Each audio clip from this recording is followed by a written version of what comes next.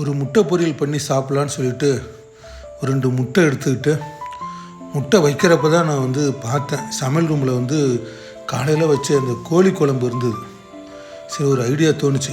2 முட்டையை ஒரு பாத்திரத்தில் உடச்சி ஊற்றிக்கிட்டு கூடவே தேவையான அளவு உப்பு ப்ளஸ் பொடியாக கட் பண்ண பெரிய வெங்காயம், பச்சை மிளகா 1 அதையும் ஆட் பண்ணிக்கிட்டு ஸ்பூனால் நல்லா கலக்கி அடித்து வச்சுக்கிட்டேன்.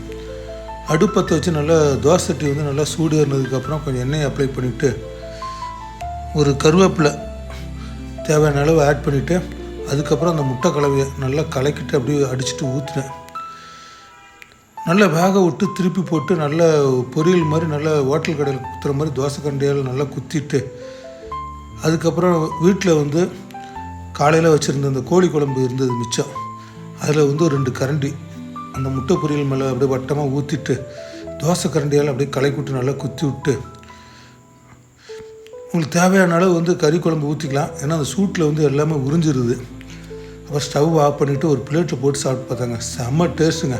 வாய்ப்பு கிடச்சுன்னா பண்ணி பாருங்கள்.